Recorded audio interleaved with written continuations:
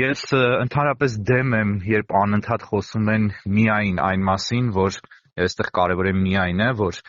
արցախցիները Արցախի բնիկ ժողովուրդն են եւ վերջ։ Արցախը Հայաստանի մաս է եղել միշտ պատմության մեջ եւ իրավականորեն էլ Հայաստանի մաս էր եւ դեռևս շարունակում է մնալ։ Այլ խնդիր, որ հայերը այնպիսի սպეციფიկ մտածողություն ունեն եւ մոտեցում, որ իրենց եղածը միշտ ծիրում են նվիրել եւ վերագրել ուրիշներին եւ հատկապես վերջին արդեն շուրջ 40 տարվա ընթացքում հայերն ամեն ինչ արեցին, որպեսզի աշխարհը ընկալի Արցախը որպես ոչ թե իրենց հայրենիքի մաս կամ իրենց պետության մաս, որը բռնակցված էր Ստալինի որոշմամբ եւ Կավ բյուրոյի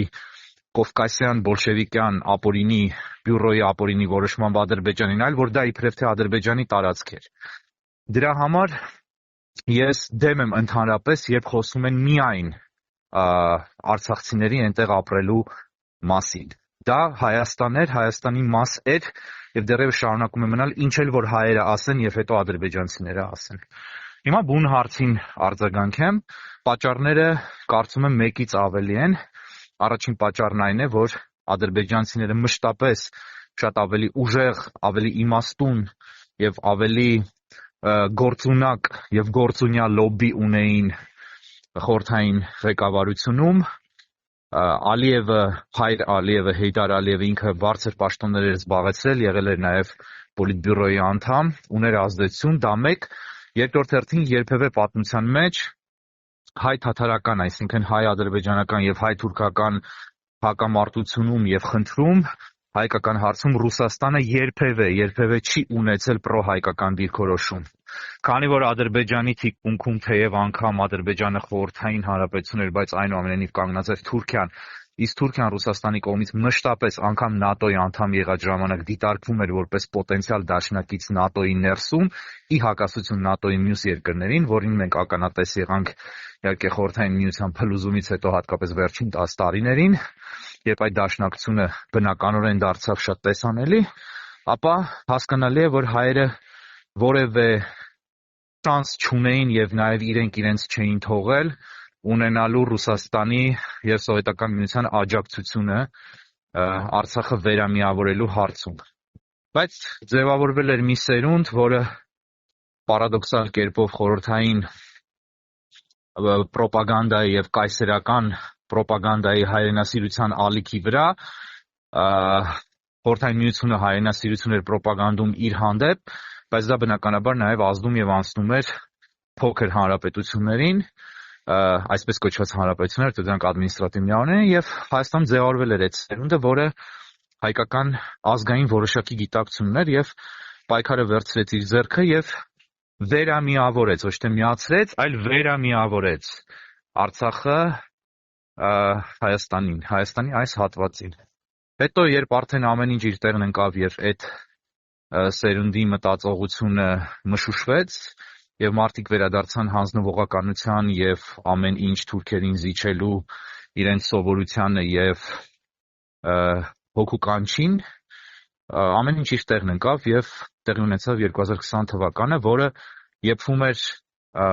այսպես կոչված անկախության օրերից ի վեր, 1991 թվականից ի վեր Լևոն Տեր-Պետրոսյանը ձևակերպեց այդ գաղափարախոսությունը, Նիկոլ Փաշինյանը այն հասցրեց կատարելության, արանքում իշխած նախագահներն էլ իրենց լուման ներդրեցին այդ գործում, բանակցելով այն մասին, թե ինչպես ազատագրածի մի մասը հետ տան, որպեսզի մի մասը պարտված թշնամին, նվաճող թշնամին ճանաչի որպես իրենց մաս։ Համաշխարհային քաղաքականության մեջ ապուշագույն, անհեթեթագույն, տխմարագույն եւ անուղեղագույն մի բան, որը սակայն 40 տարի վարվեց եւ այսօր անգամ խոսք է գնում այն մասին, որ դա դեռ լավ չեն արել, պիտի ավելի մեծ սիրով հանձնեին, որպեսզի մի մասը իբրև թե կարողանային պահել, մինչդեռ մի փոքր շեղվելով ավելացնեմ նաեւ, որ նախագահ Ալիևը մի քանի անգամ 3-4 անգամ հրապարակային եւ բաց էթունհեղ ռուսերենով հայտարարել է, որ ինքը որևէ բանակցության լուրջ չէր վերաբերվում եւ չէր պատրաստվում որևէ բան զիջել, որովհետեւ ինքը տարիներ շարունակ պատրաստվում էր միայն ամեն ինչ ուժով, զենքով եւ պատերազմով հետ վերցնելուն։ Միայն տխմարը կարող է մտածել, որ նման դատարկ ոչինչ չարժեցող, թուղթը եւ թանաքը չարժեցող պայմանագիրը, որը դեռևս չի էլ ստորագրվել եւ հայտնի չի կստորագրվի թե ոչ, կարող է կասեցնել 100-ամյա ադրբեջանական եւ 1000-ամյա թուրքական ծրագիրը եւ երազանքը, որի վերջնական կատարմանը ընդամենը պատկերավոր ասած վայրկյաններ են մնացել Թուրքիայի եւ Ադրբեջանի համար։ Այստեղ խնդիրը այն է, որ պատերազմ չի լինելու այլևս, լինելու է երկու տարբերակներից մեկը կամ երկուսի սիմբիոզը, խառնուրդը, լինելու է կամ ռազմական հարձակում եւ Հայաստանի լիակատար կապիտուլյացիա եւ ինքնիշխանության հանձնում, որը սարսափելի սցենար է, կամ լինելու է ուղղակի կապիտուլյացիա եւ հանձնում մի քիչ այլ տեսքով ադրբեջանցիների եւ թուրքերի Հայաստանում ոչ թե վերաբնակեցում, ոչ թե վերադարձ, որը նույնպես անթույլատրելիորեն օգտագործվում է այսպես կոչված հայ հասարակությունում, այլ բնակեցում, այդ բնակեցման եւ էթնիկ պատկերի արագ փոխման արդյունքում։